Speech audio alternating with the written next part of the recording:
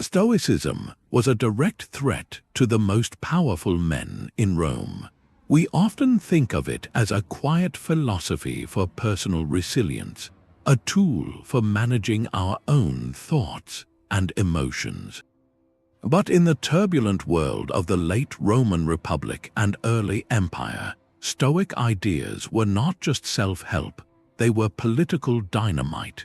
This is the story of a clash of worldviews, a hidden war of ideas where the ruling elite saw a profound danger to everything they held dear. By the end, you will understand not just ancient history, but a timeless pattern of how power reacts when a new idea challenges its very foundation. What specific philosophical doctrines made Roman emperors and senators so uneasy?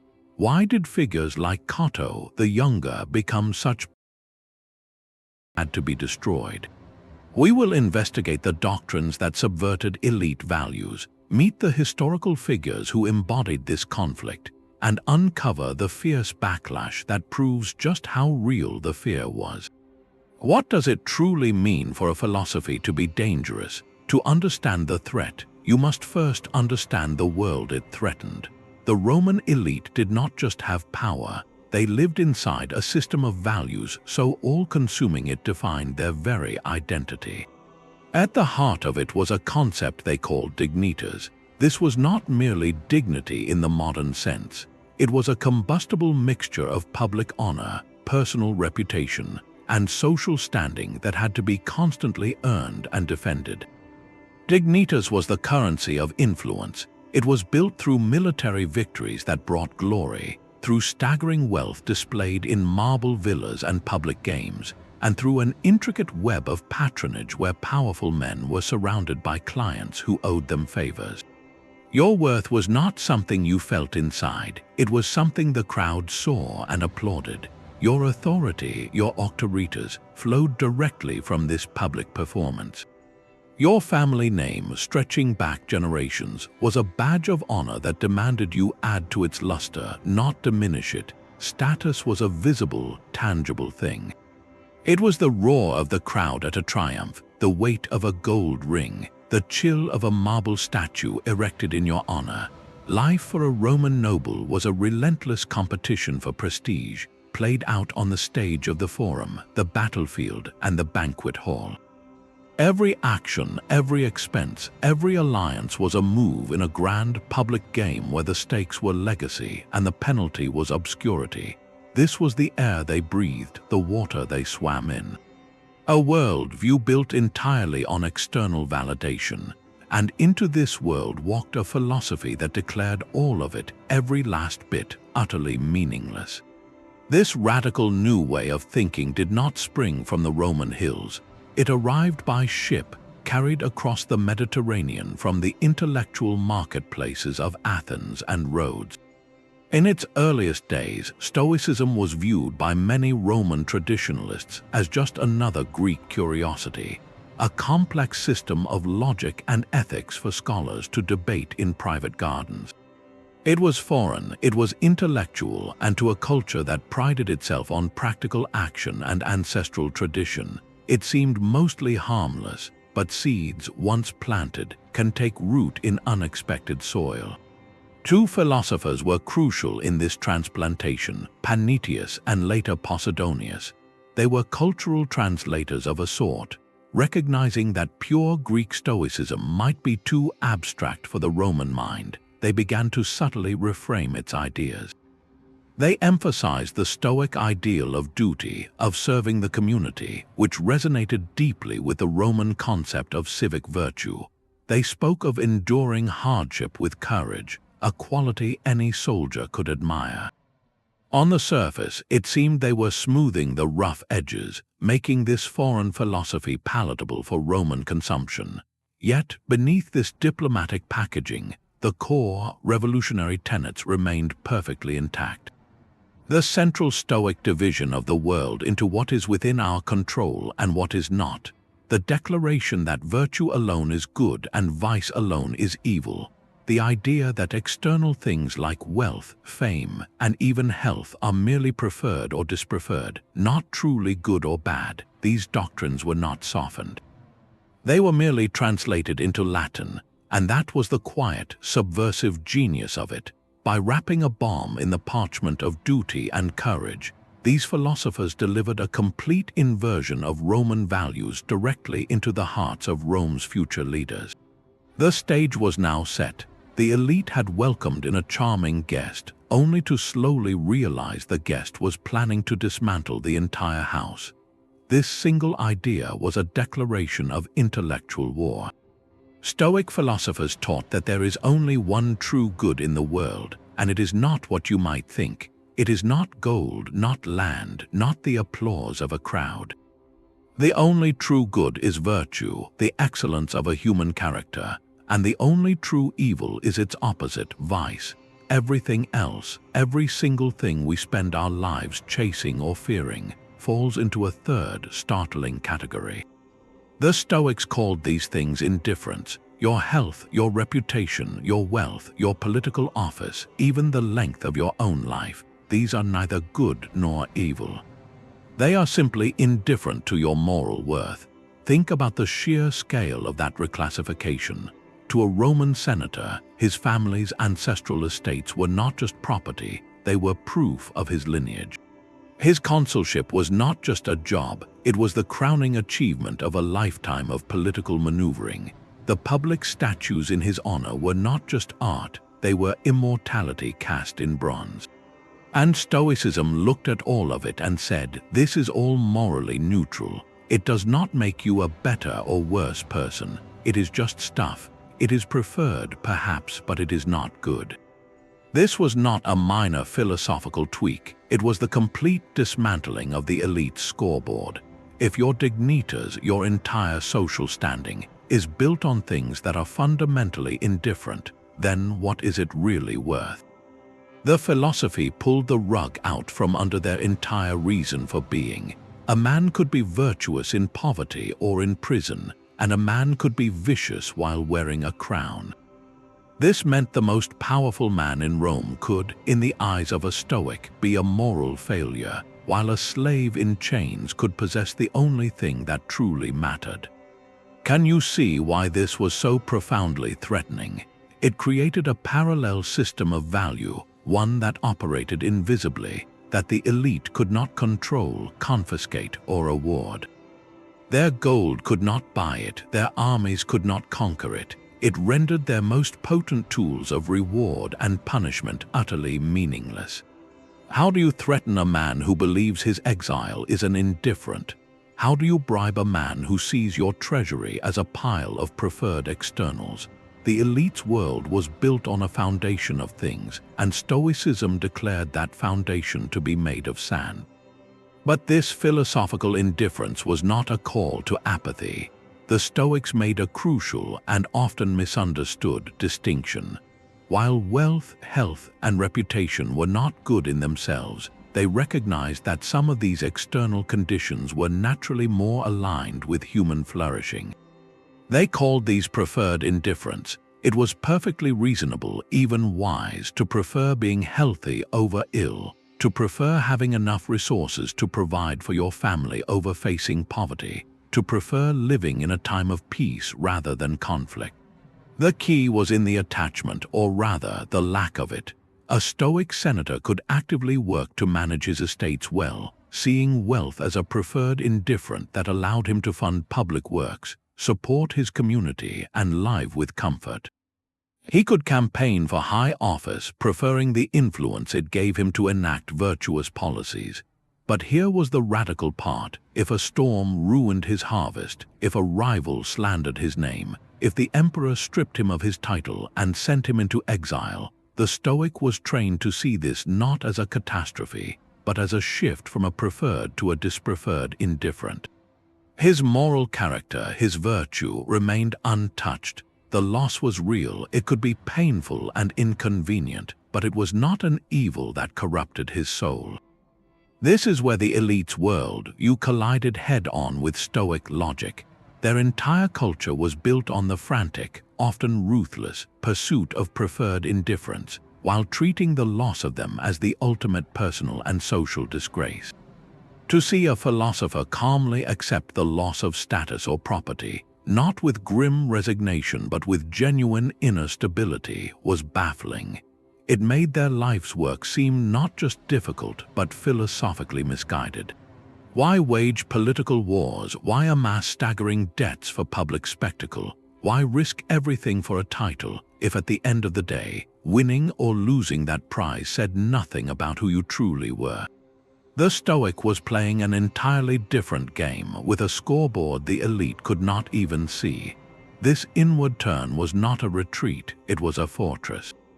The Stoics called it the inner citadel, an unassailable core of the self built on one unshakable principle. The only thing that truly belongs to you, the only thing you have complete and final authority over, is your faculty of choice. Your reasoned intention, what the Greeks called proherses, this is your sovereignty. Your thoughts, your judgments, your desires, your aversions, these are your domain. Everything else, from the weather to the words people say about you, is an external event, an impression that passes by the gates of your mind. You have the absolute power to choose how you meet it. For the Roman elite, this was an incomprehensible and terrifying idea. Their entire sense of self was built on shifting sand, on the applause of the forum, the approving nod of a patron, the latest gossip from the baths. Their worth was a daily referendum held by other people. A bad harvest could diminish them. A rival's witty insult could wound them. The emperor's changing mood could erase them. They were prisoners of public opinion, constantly performing for a jury that never adjourned. The Stoic, by turning inward, declared independence from that entire court. Imagine a senator like Cato the Younger walking through the streets of Rome. The crowd might jeer at his severe manners, his rivals might spread vicious rumors, the powerful might strip him of office. In the elite's worldview, this was social death, a total loss of dignitas, but from within his inner citadel, Cato could perceive these events differently. The jeers were just sound, the rumors were just words spoken by others. The loss of office was the removal of a preferred indifferent. His power to choose his response, to act with integrity regardless of the noise, remained untouched. His self-worth was no longer hostage to the mob. This is why it was a quiet rebellion. It did not require marching on the Senate House or raising an army. It was a rebellion staged in the theater of one's own mind. By refusing to grant external opinion the power to define him, the Stoic withdrew the very fuel that powered the elite's social engine.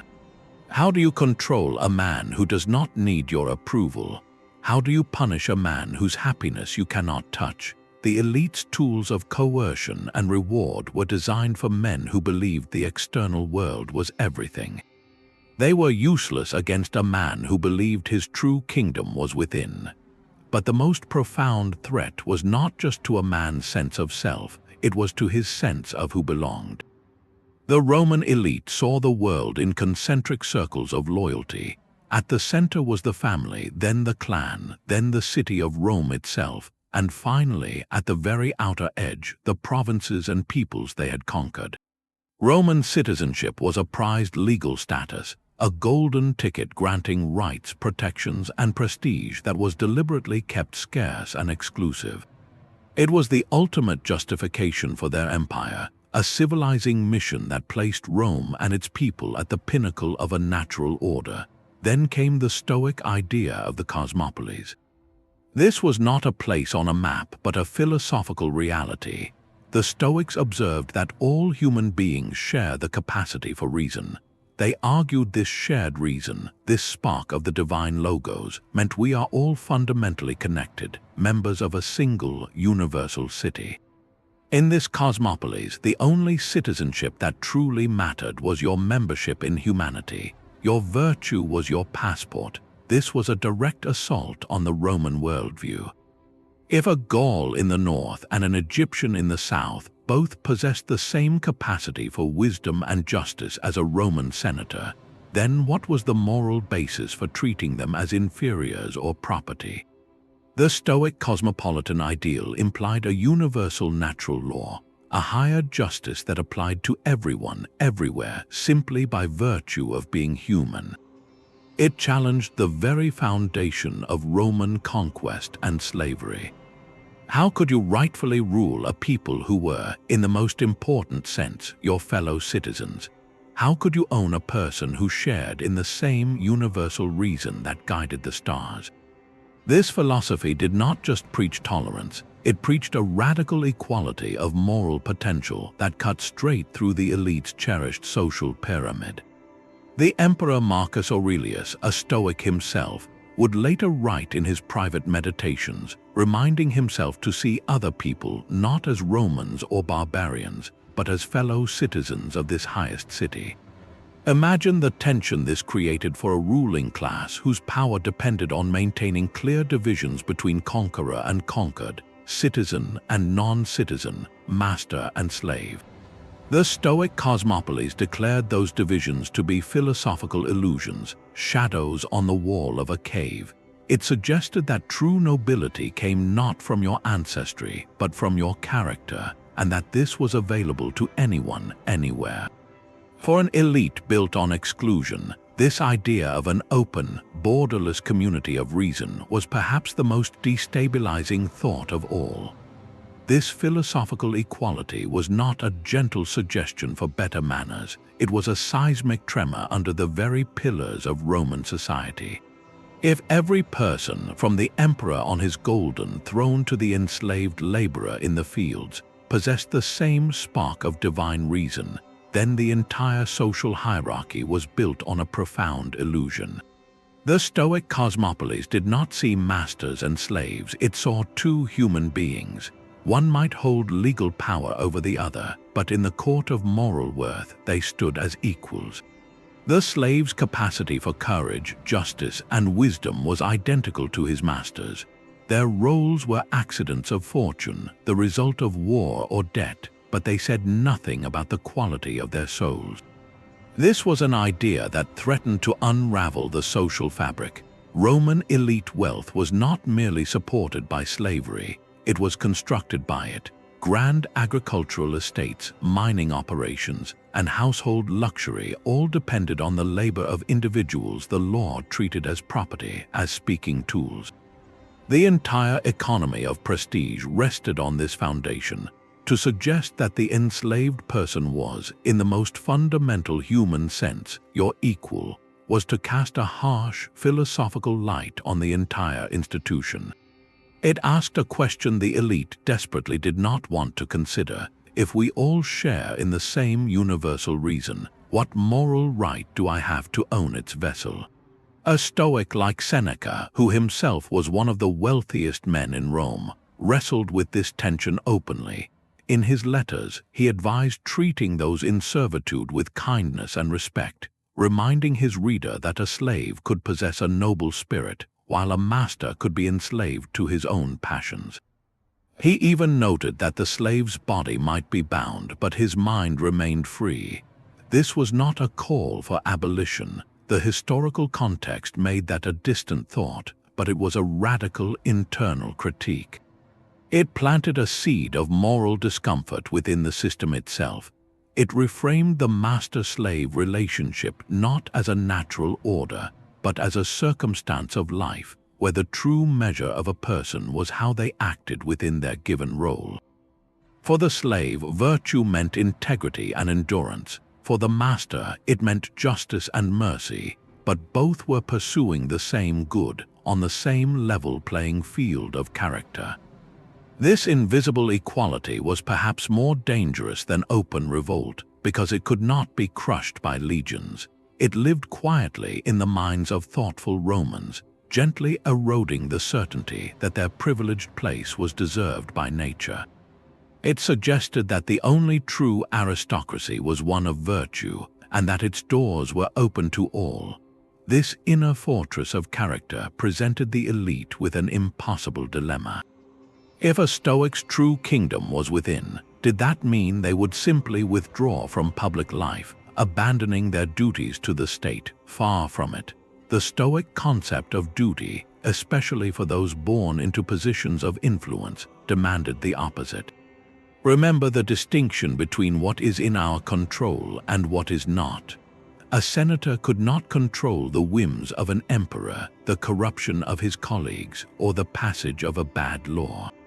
Those were external events, but what was entirely within his control was his own choice to act with justice, courage, and wisdom in response to them. For a Roman noble whose sphere of influence was the Senate floor and the courts of law, Stoicism framed political resistance not as a reckless gamble for personal power, but as a non-negotiable moral obligation. When the state veered into tyranny, when law was replaced by the arbitrary will of one man, the virtuous citizen had a duty to oppose it. This was not about overthrowing the system for a new one. It was about upholding the fundamental principles of justice that the system was supposed to represent. To remain silent in the face of clear injustice, to go along with a corrupt decree out of fear for one's own safety or property, was not prudence to a Stoic. It was a form of moral cowardice, a failure in one's duty to the community. Your life and your property were preferred indifference, but your integrity was the only true good you possessed. Therefore, sacrificing your safety to protect your integrity was not a loss. It was the only logical choice. This transformed political opposition from a career move into a sacred act. The senator who stood alone to veto an unjust motion, who spoke truth to power knowing it would cost him everything, was not committing treason. In the Stoic view, he was performing the highest form of civic virtue. He was exercising the one thing he truly owned, his reasoned choice to defend the common good. This made him utterly unpredictable and dangerous to a tyrant. You could not buy his loyalty with a promotion because his loyalty was to virtue, not to you. You could not threaten him with exile because he saw his homeland as a preferred indifferent, not the source of his worth.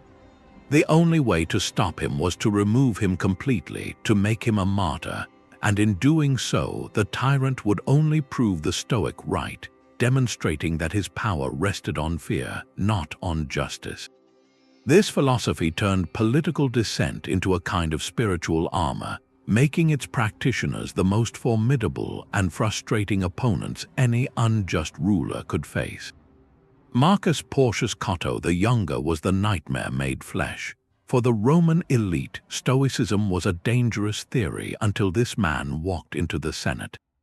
He was not a philosopher in a quiet study. He was a political force of nature who lived the doctrine with a terrifying, unyielding consistency.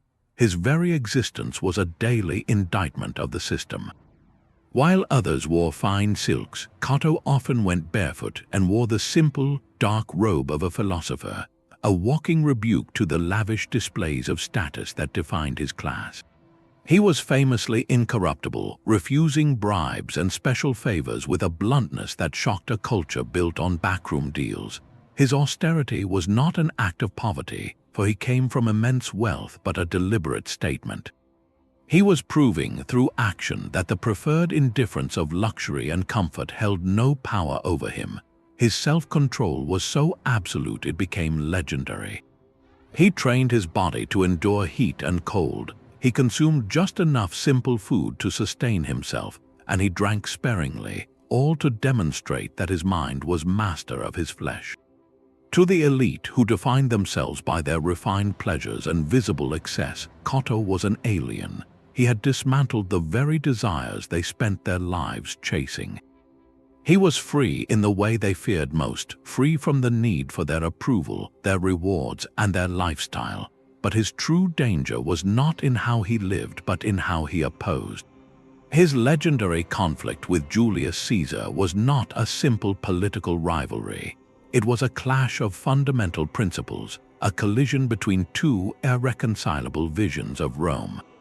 Caesar represented boundless ambition, personal charisma, and a flexible relationship with the law if it served a greater vision of power and order. Cato saw in him the embodiment of tyranny, a single man placing his own will above the ancient traditions and laws of the Republic. And so Cato opposed him at every turn. He filibustered for hours to block Caesar's legislation. He publicly denounced his maneuvers. He did not seek to replace Caesar to gain power for himself. He fought to prevent any one man, including himself, from holding such concentrated power. His opposition was purely on principle, a Stoic duty to resist what he judged to be a grave injustice against the common good. This made him impossible to deal with. Caesar could not bribe him, could not intimidate him, and could not reason with him away from his rigid ethical stance. Cato's virtue was a wall that political pragmatism could not scale. He became the living symbol of a resistance that operated on a plane beyond political calculation, a resistance fueled by an inner conviction that no external force could shake. For the elite watching, many of whom vacillated between fear and opportunity, Cato was a mirror showing their own compromise. He was a constant, uncomfortable reminder that there was another way to be, a way that did not involve bending to the rising strongman. The final act cemented his legend. After Caesar's victory in the Civil War, Cato found himself cornered in the African city of Utica. Knowing capture was imminent and refusing to live under the mercy of a man he considered a tyrant, he chose his own end. He spent his last night in philosophical discussion, calmly reading Plato's dialogue on the immortality of the soul. Then he took his own life, but this was not an act of despair. In the Stoic view, which saw life itself as a preferred indifferent, a voluntary exit when faced with the loss of fundamental freedom and the impossibility of living virtuously was the ultimate act of self-ownership. It was the final, definitive proof that his proherses, his faculty of choice, belonged to him alone. Caesar could take his city, his property, his political future, but he could not take Cato's authority over his own moral exit. The story, perhaps embellished by history, says that after falling on his sword, Cato survived the initial wound. When his friends rushed in and tried to save him, he pushed them away, tearing at his own injuries to complete the act. This grisly detail, passed down through the ages, served a powerful purpose. It framed his death not as a defeat, but as a brutal, triumphant assertion of freedom. In that moment, Cato the man became Cato the martyr. His blood stained the floor not as a tragedy, but as a permanent symbol. He had shown that Stoicism could produce a man whom even total military victory could not truly conquer. For every future emperor, the ghost of Cato would stand as a warning. It whispered that there would always be men who measured their worth by a different standard, men who could not be controlled, only destroyed, and whose destruction would only amplify their power as an idea. He became the archetype, the proof that the philosophy was not just words, but a forge for creating individuals who were, in the most profound sense, ungovernable. Cato was a singular lightning strike, but the storm clouds he revealed would gather for generations. In the early Roman Empire, under rulers like Nero and later Domitian, a distinct faction emerged within the Senate itself. They were not rebels with armies, but critics armed with procedure and principle. Men like Thrasea Paetus and his son-in-law Helvidius Priscus became the standard-bearers of a new form of opposition, one shaped by Stoic conviction. They understood that open revolt against the imperial power was futile, a quick path to a martyr's death that might change little. Instead, they mastered the art of the symbolic protest, using the Senate's own traditions as their weapon. Their strategy was a quiet, relentless pressure, a demonstration that even under an emperor, a free man could still choose how he participated. When Nero descended into grotesque spectacles or judicial murders, Thrasea Paetus did not shout treason. He simply stood up and walked out of the Senate. This act of silent withdrawal, this refusal to lend his presence and dignity to proceedings he deemed immoral, was a thunderclap in the political silence. It was a statement written not in words but in absence. His empty seat was more eloquent than any speech. It said, "You may have the power to command, but I have the power to withhold my approval." For an emperor whose legitimacy relied on the Senate's ceremonial cooperation, this was a profound irritation. It exposed the tyranny behind the facade. Similarly, when the Senate was ordered to heap honors upon the emperor or his favorites, these Stoic senators would often abstain or offer only the most minimal, legally required praise. They turned senatorial procedure, the very machinery of the state, into a tool for moral censure. Another powerful tactic was the public ritual of mourning. Under a bad emperor, the death of a virtuous individual, often another critic of the regime, became a political event. Thrasea and others would turn the funeral into a silent demonstration, attending in great numbers, their somber faces and traditional grief serving as a stark contrast to the forced celebrations of the imperial court. They were mourning not just a person but the loss of republican virtue itself, and everyone knew it. This created a constant, low-grade challenge for the emperors.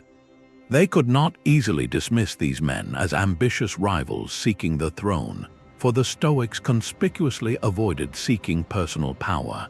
Their criticism was rooted in a philosophy that prized consistency and duty over political gain. This made their dissent uniquely authoritative and hard to smear. They were not arguing for a different faction to rule. They were appealing to a higher law of right conduct. An emperor could execute a traitor, but how do you convincingly execute a conscience? The presence of these senatorial Stoics meant the emperor was never fully comfortable, even in his own senate. Every proposal, every spectacle was met with their internal calculus. Would this accord with virtue? Their silent judgments created an invisible courtroom where the emperor, despite all his power, was always on trial. They proved that Stoicism had evolved from a personal ethic into a coherent language of political resistance, one that could not be silenced by threats alone, because its loudest statements were often made in perfect silence. The silent resistance of men like Thrasea Paetus presented the emperors with a unique and frustrating problem. How do you crush an idea? You cannot send legions to arrest a principle. You cannot confiscate a belief with an imperial decree. This was the emperor's dilemma. A straightforward ban on Stoic teachings would have been laughably ineffective and worse, counterproductive. Philosophy does not exist in scrolls alone. It lives in the minds and actions of people. Banning it would only romanticize it, turning a school of thought into a forbidden secret, amplifying its allure. And direct persecution of its followers carried a terrible risk: martyrdom. The Roman state was brutally efficient at eliminating physical threats, but a martyr's death is a kind of philosophical fertilizer. It transforms a man into a symbol, his blood watering the very ideas you sought to uproot. The execution of a Stoic senator would not end his influence, it would canonize him. His calm acceptance of death, his final assertion of inner freedom, would become a legendary story told in whispers, proving the philosophy's power in the most dramatic way possible. The emperor needed a more subtle, more insidious strategy. He had to attack not the philosophy itself, but its image. The goal was not to win a debate on logic, but to win the public relations war in the forum and the baths. The elite needed to discredit Stoicism, to paint its practitioners not as virtuous heroes, but as something far more familiar and contemptible to the Roman people, hypocrites and ambitious frauds. If you cannot defeat the idea, you must smear the person embodying it. The charge of hypocrisy was the weapon of choice. When a Stoic senator from a wealthy family spoke of indifference to material things, his enemies would sneer. They would point to his fine house, his estates, his retinue of servants. See, they would say, he preaches poverty but lives in luxury. His philosophy is just a performance, a mask he wears to seem superior. He wants the moral high ground without giving up any of his comforts. This attack aimed to hollow out the Stoics' authority. It sought to convince the public that the inner citadel was a lie, that these men were just like everyone else, greedy for status, but clever enough to disguise it with fancy Greek words. Another potent line of attack was to frame Stoicism as fundamentally un-Roman. It could be painted as a foreign affectation, a weak and effeminate Greek import unsuitable for the sturdy, practical, action-oriented Roman spirit. The Stoic emphasis on enduring hardship could be twisted into a caricature of passivity. Why do they just accept misfortune? A true Roman would fight back. Why do they retreat into their thoughts? A real man solves problems in the real world. This rhetoric framed Stoic resilience not as courage, but as cowardice, a refusal to engage in the honorable struggle for glory and victory. The most dangerous accusation, however, was one of covert ambition. This was the masterstroke. When a man like Thrasea Paetus walked out of the Senate, his critics did not say he was making a moral stand. They said he was engaging in a calculated political stunt. His silence was not integrity, it was a grab for attention.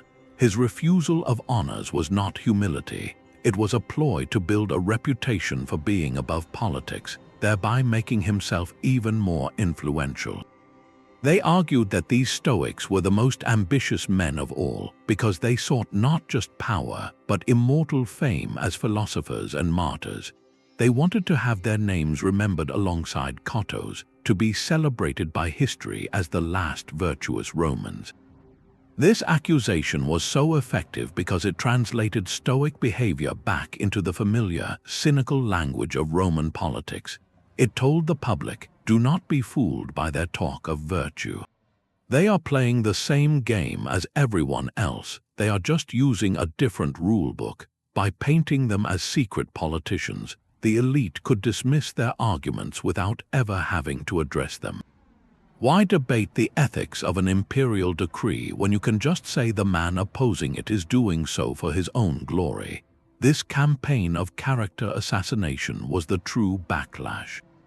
It was an admission that the philosophy's logical arguments were too strong to defeat on their own merits. So the battle moved from the mind to the mud, from the clarity of the inner citadel to the messy arena of public perception, where the tools of rumor and ridicule were always close at hand.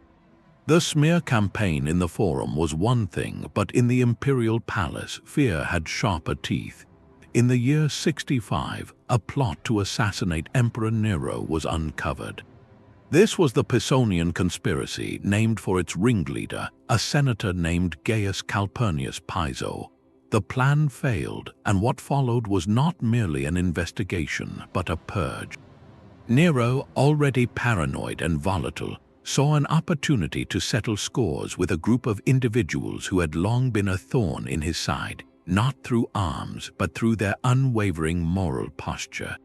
The conspiracy provided the perfect pretext. He could now accuse them not just of being annoying philosophers, but of being active traitors.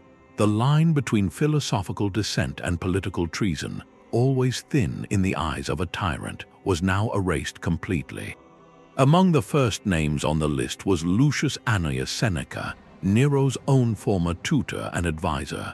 For years, Seneca had tried to guide the young emperor toward Stoic ideals of moderation and justice, writing essays on clemency that now rang with bitter irony. He had eventually withdrawn from court, weary of Nero's descent into extravagance and cruelty. His wealth and retirement made him a target. Nero's accusation was a masterclass in the elite's fear weaponized. He did not charge Seneca with plotting in a cellar. Instead, he claimed the philosopher's very life was a kind of treason.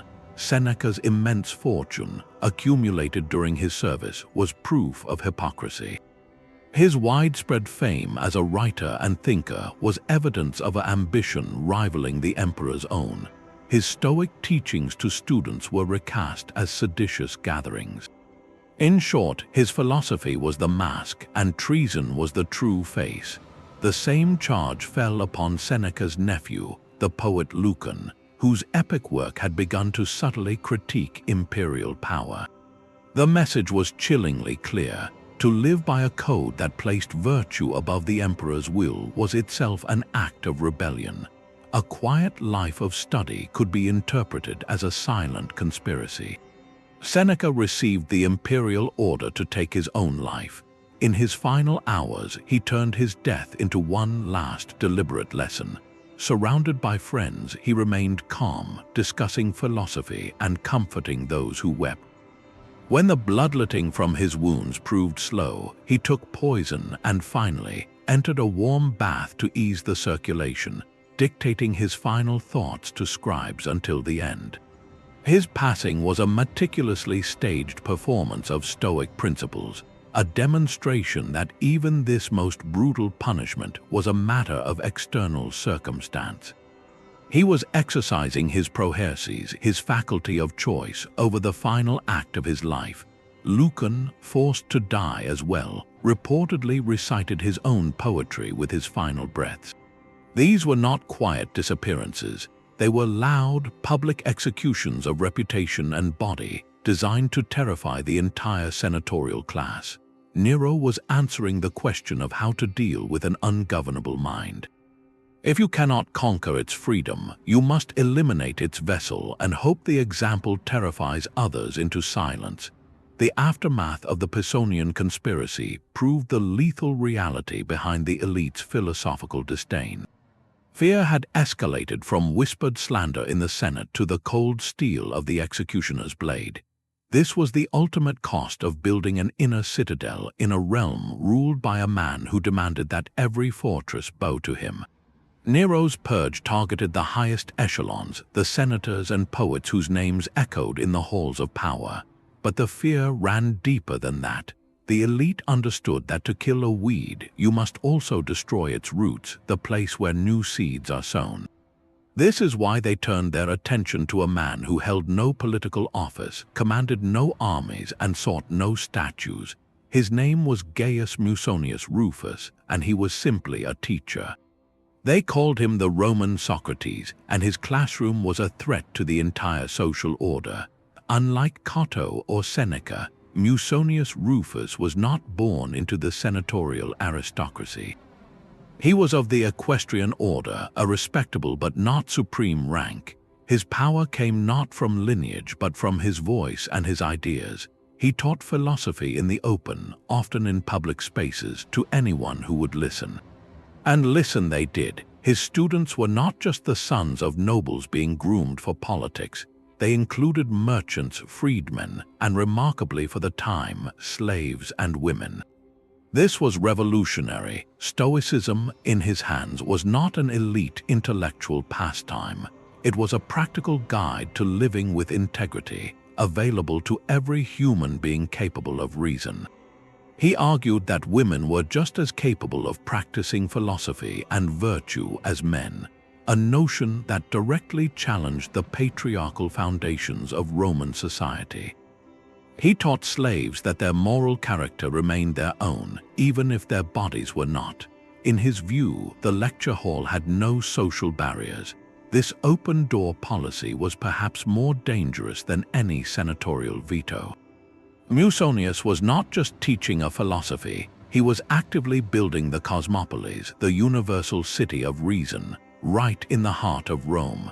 He was demonstrating the Stoic principle of radical equality through action, creating a community where a slave could debate ethics with a knight, and a woman could study wisdom alongside a soldier. The elite could see the future in his gatherings, a future where their cherished hierarchies based on birth and legal status were rendered philosophically irrelevant. So they struck at the source. Musonius Rufus was exiled not once but multiple times by 3 different emperors, Nero, Vespasian, and Domitian. Each banishment sent a clear message. His crime was not treason in the legal sense, it was the act of teaching itself. Exiling a politician removes a rival. Exiling a teacher is an attempt to silence an idea at its point of propagation. They sent him to barren, uncomfortable places like the rocky island of Jaros, a deliberate hardship meant to break his spirit and isolate him from his students. Yet, even in exile, Musonius turned the punishment into a lesson. He continued to teach those around him, lived with the same simple austerity, and wrote letters that circulated back to Rome. His resilience proved that the classroom was not a physical location. It was wherever a virtuous mind engaged with another. By targeting the teacher, the imperial regime admitted a profound truth. They feared not just the Stoic in the Senate, but the Stoic in the street, the Stoic in the household, the Stoic in the mind of a slave. They feared the democratization of an idea that made their power seem arbitrary and their status an accident. Musonius Rufus represented the viral spread of the inner citadel, and for that he had to be removed again and again. His repeated returns from exile only underscored the futility of the effort. You cannot banish a thought by moving a man from one island to another. But the imperial fear did not stop at the philosopher's lecture hall or the senator's empty seat. It marched straight into the barracks and onto the battlefield. The Roman legions were the ultimate instrument of imperial power, the steel fist that enforced order, conquered new lands, and crushed dissent. Their loyalty was the emperor's most precious asset, and it was maintained through a brutal but effective calculus of discipline, shared hardship, and the promise of reward. A soldier followed his commander, and his commander followed the emperor, in a chain of command that demanded absolute obedience. The ultimate reward for this service was often plunder, the tangible spoils of war that could transform a common recruit into a wealthy veteran. This system ran on external motivations, fear of punishment and desire for gain. Now imagine introducing a Stoic legionary into this environment. This soldier has been taught that the only true good is virtue, that his moral character is his inner citadel, and that he is a citizen of a universal cosmopolis that includes the very people he might be ordered to fight. His primary loyalty is no longer to the man who pays him or the plunder he might seize. His loyalty is to justice, courage, and wisdom. This was a commander's nightmare. A Stoic soldier would not follow an unjust order simply because it came from a superior. He would judge it against his own internal standard of what was right. If ordered to massacre civilians in a conquered town, a standard tactic of terror, the Stoic soldier might refuse. He would see those civilians not as barbarian others, but as fellow participants in universal reason, as citizens of the same cosmopolis as himself. His duty, in the Stoic view, was to act with courage in battle, but also with humanity and justice. This threatened to break the chain of command at its most critical link, the point of violence. The emperor's power to project force suddenly depended on the individual conscience of thousands of armed men. Even more destabilizing was the effect on military ambition itself. Roman history was littered with generals who used the loyalty of their legions to march on Rome itself. A general's charisma and his promise of loot and land after victory were what bound soldiers to his personal cause over the distant state. But a Stoic commander presented a different model. Consider the historical example of Gaius Marius, a century before the empire, who reformed the army to make soldiers loyal to their general rather than the republic, precisely because the general provided their pay and retirement. A Stoic general, by contrast, would ideally motivate his men not with promises of wealth, but with appeals to duty, the defense of the common good, and the honor of acting with virtue. He would share their hardships not as a political calculation, but as a demonstration of indifference to comfort. He would treat the spoils of war not as personal treasure to be distributed to buy loyalty, but as resources for the state or tools to be used justly. This created a purer, more formidable kind of loyalty, one based on respect rather than transaction. But from the emperor's palace, that purity was terrifying. A legion loyal to a virtuous Stoic general was a legion that might one day question whether the emperor himself was virtuous. It was a legion that might, in a crisis, choose the cosmopolis over the capital. The fear was that Stoicism could forge an army that was philosophically incorruptible and therefore politically uncontrollable. It risked turning the empire's own sword into a moral compass, one that could just as easily point back at the heart of Rome.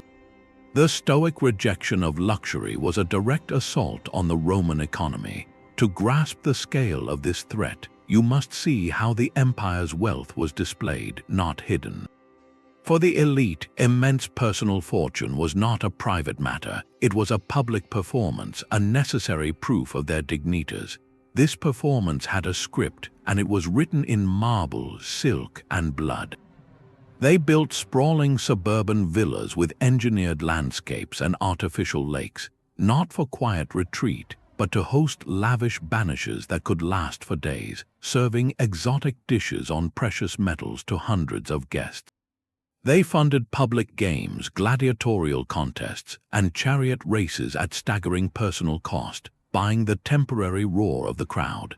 This cycle of competitive consumption was the engine of their social world. It validated their status, secured their political clients, and demonstrated their power.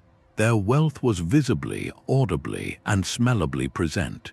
Then came the Stoic voice, asking a simple, devastating question: what is necessary for a life in accordance with nature? The philosophy pointed toward sufficiency, toward meeting basic needs with gratitude and simplicity. It suggested that extravagance was not a mark of success, but a form of slavery to external things, an endless hunger that could never be satisfied because it was feeding the wrong part of the self. When a Stoic like Seneca wrote about the madness of those who added wing upon wing to their already cavernous homes, or who imported rare marbles from across the world just to cover a wall, he was not offering decorating advice. He was performing a philosophical audit on the entire economy of prestige. He was arguing that this frantic display was a symptom of a profound inner poverty, a confession that one's own character was not enough to command respect. This critique struck at the material heartbeat of elite power. If the wealthy could be shamed out of their lavish spending, the entire theater of Roman politics would grind to a halt. Who would fund the games that pacified the urban poor? Who would build the temples and aqueducts that bore their family name? The Stoic ideal of simple living, if adopted widely, would have drained the fuel from the engine of their influence. This philosophy did not stop at criticizing dinner parties. It questioned the very land beneath their feet. The backbone of senatorial wealth was not coin, but soil, specifically the vast agricultural estates known as latifundia. These were not family farms, they were industrial-scale operations, often thousands of acres, worked by large populations of enslaved laborers. They produced the grain, olives, and wine that fed Rome and its armies, generating fortunes that were then poured back into the cycle of consumption and political patronage. The system was built on concentration, on amassing as much land as possible, often at the expense of smaller farmers who were pushed off their ancestral plots. The Stoic view of property was far more restrained. Living in accordance with nature did not mean owning as much of it as you could.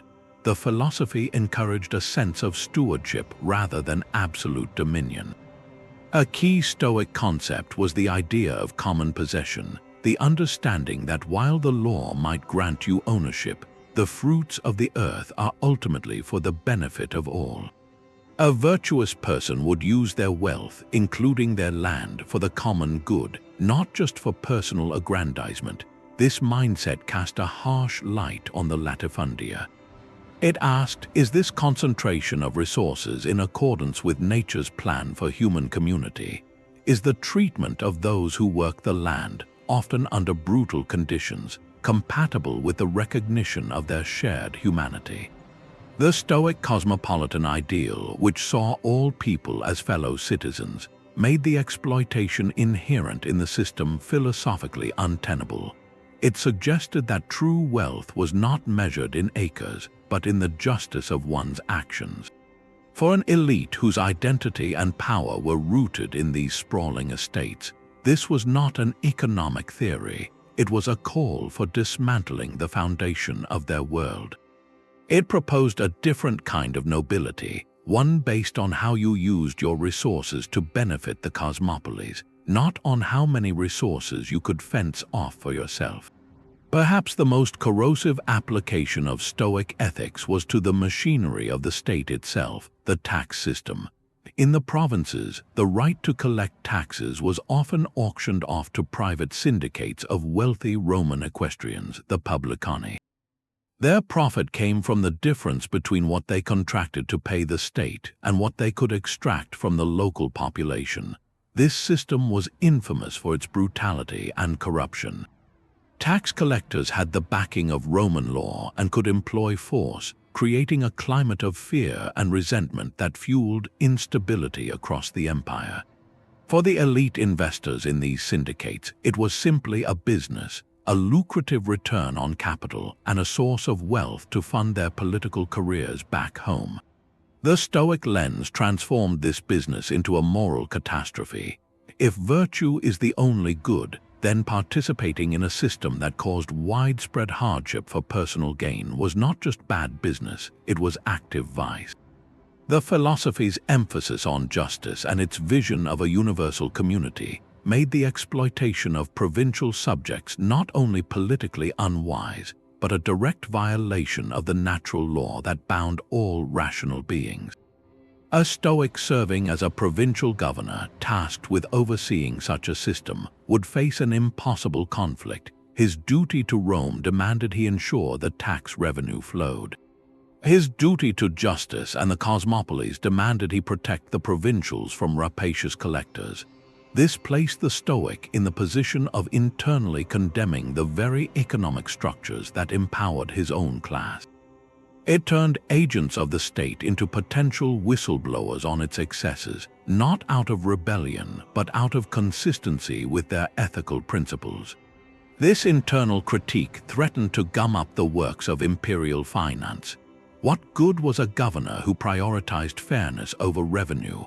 What use was an administrator who saw the subjects not as a resource to be drained, but as neighbors in the great city of the world?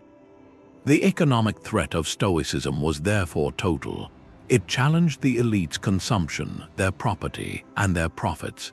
It suggested that the entire material pyramid upon which they stood was built on sand, and that the only secure foundation was a virtue that no amount of gold could purchase. Cato's bare feet on the Roman cobblestones were a political statement. In a city where status was worn like armor, his choice to forego shoes was not about comfort or poverty, it was a calculated performance. He understood something the elite often forgot, that in a visual culture, appearance is a language everyone can read. While senators paraded in tunics bordered with the broad purple stripe of their rank, Cato often appeared in the simple, dark mantle of a philosopher, the uniform of a thinker, not a politician. When others were carried through the crowded streets on ornate litters by teams of enslaved bearers, a moving advertisement of their privilege, Cato walked. Each step was a silent lecture on self-reliance. When gifts and bribes, the standard grease of political machinery, were offered to him, his refusals were public and blunt, stripping the transaction of its usual polite fiction. This was not mere personal eccentricity. It was political theater of the highest order. He was staging a live demonstration of Stoic indifference to the very things his peers were killing each other to obtain. His austerity was a mirror held up to their excess, and the reflection it showed was damning. In a society that communicated power through spectacle, Cato created a counter-spectacle. His simple life was a permanent, walking reproach. At a lavish banquet where guests were served rare birds on silver platters, Cato's presence, eating plain bread and drinking water, would suck the air from the room. His very body became a protest. He transformed the Stoic concept of preferred indifference from a private mental exercise into a public, visible discipline. Every time he declined a luxury, he was not just saying, "I do not need this." He was implicitly asking the man who accepted it, "Why do you?" this question, posed not with words but with action, was unanswerable within the elite's own framework. They could not argue that their silks were necessary, only that they were deserved. Cato's performance made that claim look like a weakness, a dependency on external things for a sense of self. His austerity proved his inner citadel was fortified, while their opulence betrayed how desperately they needed walls outside themselves. It was a visual critique that bypassed debate entirely, making philosophy something you could see, and more importantly, something you could not ignore. The ultimate response to a dangerous idea is not always to crush it, but to absorb it. The Roman elite, after a century of fearing, exiling, and executing Stoics, discovered a more elegant solution in the 2nd century. They placed a Stoic philosopher on the imperial throne. His name was Marcus Aurelius, and his reign represents the most sophisticated attempt to neutralize the philosophy's revolutionary potential. Here was a man who did not just study Stoicism in private, he lived it while commanding the world's most powerful army. He kept a personal journal, now known as his Meditations, filled with private reminders to practice virtue, control his anger, and accept his fate. To the outside world, this was the dream realized, a philosopher king who ruled with wisdom and self-restraint. But from the perspective of Stoicism as a force of opposition, this was its greatest crisis. By becoming the emperor, Marcus Aurelius performed a profound act of co-option. He sought to align the Stoic call to duty not with resistance to the state, but with absolute service to it. In his hands, the inner citadel was not a fortress against tyranny. It was the control room for running the empire. His personal writings reveal the tension. He constantly admonishes himself to do what is right, to see the humanity in others, to endure hardship without complaint. Yet the hardship he endures is often the burden of ruling, of judging cases, of leading campaigns on distant frontiers. The duty he fulfills is the duty of an emperor, a role that demanded actions a simpler Stoic might have found impossible to reconcile. He led brutal military campaigns to secure the borders, actions that resulted in immense loss of life.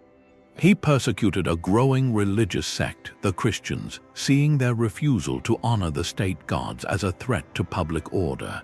In these acts, the radical edge of Stoicism was blunted. When the emperor himself is the model Stoic, then Stoic virtue becomes synonymous with imperial administration. The philosophy's sharp critique of power dissolves when power is wearing the philosopher's cloak. The call to follow nature and reason is reinterpreted as a call to follow the law and defend the frontiers. Marcus Aurelius did not just practice Stoicism, he institutionalized it. By embodying its ideals at the very apex of the system, he drained it of its oppositional spirit. Resistance now seemed not just dangerous, but illogical, even ungrateful. Why would you resist a state led by a man who meditated on his own mortality and the importance of justice every morning? The emperor's personal virtue became the ultimate justification for the empire itself. This was the final, masterful move in the elite's long game. They could not defeat the idea, so they gave it the highest office in the land, hoping to tame it. In many ways, they succeeded. After Marcus Aurelius, Stoicism never again produced a Cato, a figure whose virtue stood in stark, public defiance of the state. It became, for the most part, a personal ethic for managing one's life within the established order, a guide for enduring what you could not change, rather than a catalyst for changing what you could not endure. The inner citadel remained, but its gates no longer opened onto the battlefield of political resistance. They opened onto the private battlefield of the self, where the only empire to conquer was one's own desires and fears. The philosophy survived, but its teeth had been carefully pulled by the man who understood it best. Yet this inner fortress of character was vulnerable to a different kind of siege. If you cannot conquer a man's mind, you can attempt to ruin his reputation in the eyes of the crowd. This is where the elite's fear turned cunning, moving from the sword to the satirist's pen.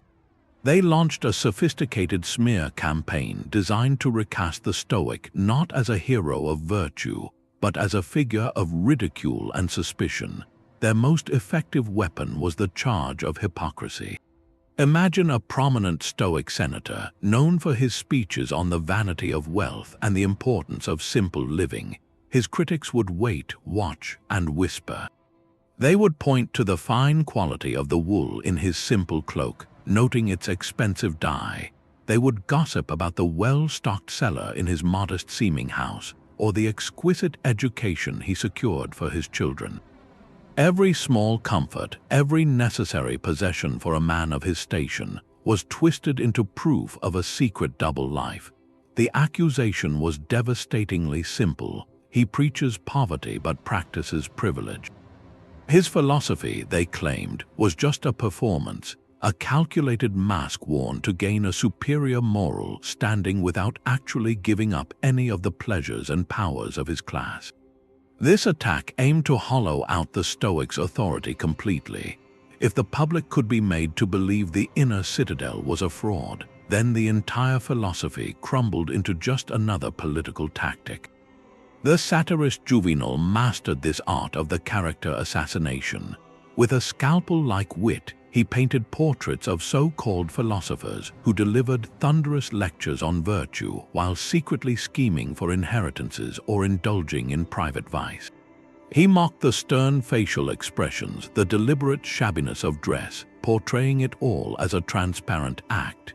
In one of his famous satires, he scoffs at the man who condemns the corruption of the age while himself being consumed by the same ambitions. The goal was to make Stoicism seem not just wrong but fake, a costume worn by the ambitious and the insecure. The second major line of attack was to frame Stoicism as fundamentally antisocial. The elite spokesmen recast Stoic self-control as coldness, and their focus on inner virtue as a form of misanthropy. Why did these men avoid the bustling social baths, the lavish dinner parties, the boisterous public games? It could not be for principled self-discipline, the critics argued. It must be because they hated people, because they held themselves above the common joys and bonds of society. Their calm endurance in the face of loss was not courage, but a pathological lack of normal human feeling. A true Roman, they implied, was passionate, engaged, and fought for his friends and honors. The Stoic, by contrast, was painted as a detached, joyless cynic, a man who had withdrawn from the human community he claimed to serve. This was a brilliant rhetorical move. It translated a complex philosophical choice into a simple failure of character. It turned resilience into heartlessness and principle into pride.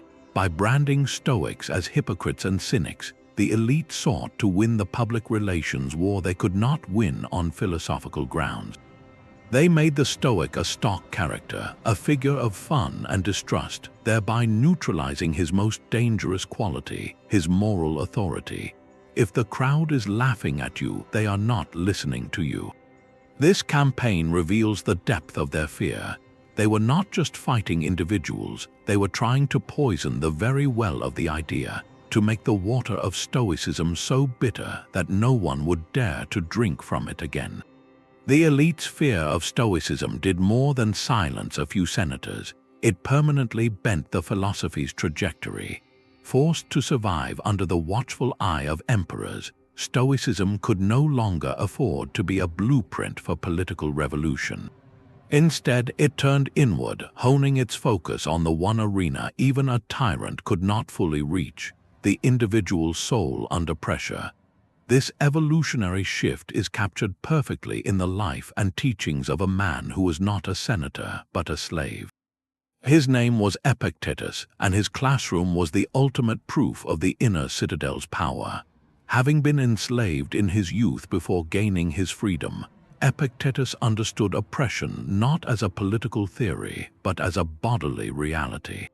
He was later exiled from Rome by Emperor Domitian, who banished all philosophers from the city.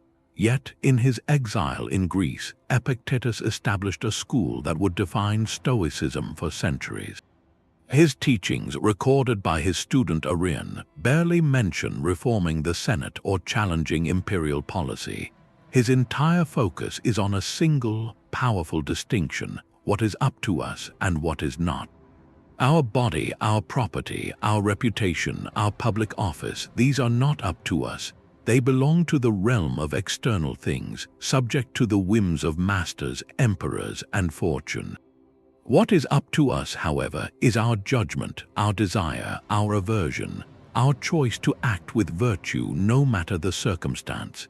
This was Stoicism distilled into a survival manual for the disempowered. It asked, how do you remain free when you are in chains? How do you maintain your dignity when you have no dignitas? Epictetus provided the answer: by fiercely guarding the sovereignty of your own will. He taught his students, many of whom faced similar pressures, to rehearse potential hardships, to meet every external blow with the question, is this something within my control? If not, then your disappointment is a choice you are making, a mistaken judgment that an external event has power over your inner peace. This was the philosophy's strategic retreat from the forum to the fortress of the self. It became less about changing the system and more about perfecting one's humanity within a broken one. The legacy of this shift is profound. By the time Stoicism reached its most famous imperial student, Marcus Aurelius, it was this internalized, endurance-focused version that he practiced. His meditations are not a treatise on governance, but a private dialogue with himself, a series of reminders to bear his duties with patience, to see the folly in anger, and to accept his fate. The revolutionary fire that once threatened to consume the elite's world had been banked into a steady, personal flame for weathering life's storms. This transformation ensured Stoicism's survival, but it also narrowed its scope. It was transmitted through history not as a catalyst for political change, but as the ultimate philosophy of personal resilience. It became a tool for enduring tyranny, not overthrowing it, a guide for finding freedom within constraint, rather than breaking the constraints themselves. The elite's fear, in the end, succeeded in domesticating the philosophy's most dangerous edges, shaping it into a companion for the individual facing a world they could not control, which is precisely why its teachings still echo so powerfully today. This ancient pattern of fear is not confined to marble forums and imperial palaces. The reaction of the Roman elite to Stoicism reveals a blueprint, a recurring script for how established power responds to a threatening idea.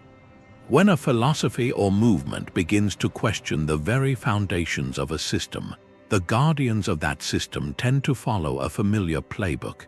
The first move is often an attempt to absorb and co-opt the idea, to drain it of its revolutionary potential by bringing it inside the walls. We see this when radical artistic or social movements are repackaged as harmless trends for mass consumption, their symbols stripped of meaning and sold back to the public. The goal is to make the idea safe, to turn a call for change into a fashionable accessory that leaves the underlying structures untouched. When co-option fails, the next tool is character assassination. This is the modern smear campaign, where the messenger is attacked to discredit the message. A figure advocating for a significant shift might be painted not as a visionary, but as a hypocrite, an opportunist, or an extremist. The focus shifts from debating the idea to ridiculing the person, using social channels and media to amplify distrust. This tactic relies on a simple, effective logic. If you can make people doubt the speaker's integrity, they will stop listening to the words. Finally, when an idea proves too resilient for co-option or smear, the response can shift toward suppression. This is not always as dramatic as an ancient exile. It can manifest as the subtle silencing of certain voices in public discourse, the strategic withdrawal of funding or platforms, or the creation of legal and bureaucratic hurdles that make spreading the idea profoundly difficult. The mechanism changes, but the instinct remains the same: to isolate and neutralize the ideological threat. This pattern underscores a fundamental truth about power.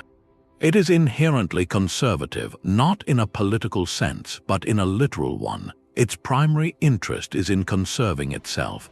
Any ideology that suggests a different distribution of authority, a redefinition of value, or a new basis for human dignity will inevitably trigger these defensive reflexes. The story of Rome is not just a history lesson, it is a lens.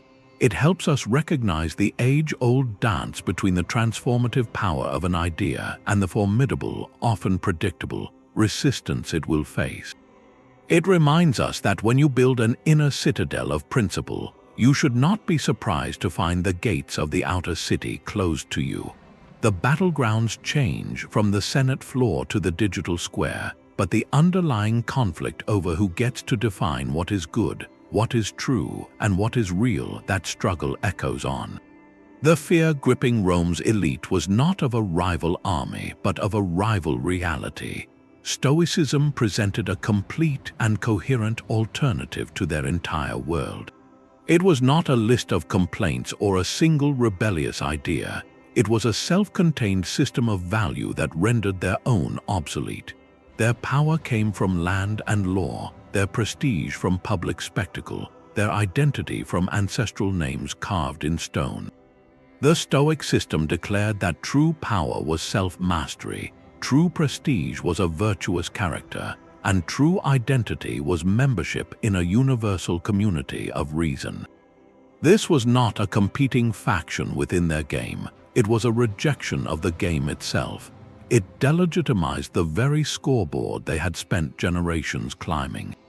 When your treasury is declared philosophically neutral, your authority is exposed as mere force, and your social ladder is shown to lead nowhere of real worth.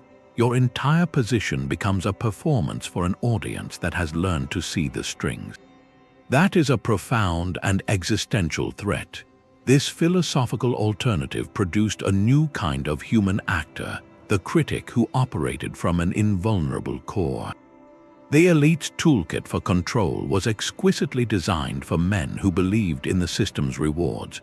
Bribes required a desire for wealth. Threats required a fear of loss. Promotions required a hunger for status. But what do you offer a man who sees your gold as a preferred indifferent? How do you threaten a man whose happiness is not tied to his exile? The Stoic critic from Cato to Thrasea Paetus had internalized his worth. His dignity was not dignitas granted by the crowd and revocable by the emperor. It was an unshakable conviction built on a private understanding of virtue. This made him politically unmanageable. You could destroy his body as Nero did, but in doing so you only confirmed the truth of his philosophy, that the only thing truly his was the choice to die with integrity. The elite's fear, therefore, was not simply of opposition, but of a form of opposition their most potent weapons could not touch. They faced enemies whose fortress was their own mind. Stoicism's enduring power, then and now, lies precisely in this radical reclamation of the self. At its heart, it is a philosophy of empowerment for the individual standing before any overwhelming system, be it an imperial court, a rigid social hierarchy, or the relentless pressures of modern life. It does not promise to change the external world, though its practitioners often try. It provides the tools to ensure the world does not change you, to hold fast to your own moral compass when every current pulls you toward compromise. It is the ultimate declaration that our greatest freedom is not what happens to us, but how we choose to meet it. This is why its writings, from the slave Epictetus to the emperor Marcus Aurelius, continue to resonate across centuries. They speak directly to the part of us that seeks an inner anchor, a place of clarity untouched by the chaos outside. If this journey through ancient fear has sparked a curiosity, the path forward is beautifully simple. The Stoics were prolific writers, and their works are conversations waiting to be joined. You could start with the intimate, personal reflections of Marcus Aurelius in his Meditations, the practical handbook of Epictetus in the Discourses, or the eloquent letters of Seneca wrestling with wealth, power, and mortality. You do not need to agree with every word to begin a dialogue with these thinkers. Their central question remains urgent. How do we live a good life in a world we cannot fully control? Their answer, built over a lifetime of practice, invites you to build your own inner citadel, to discover that unshakable worth which no external power can ever give and which none can ever take away.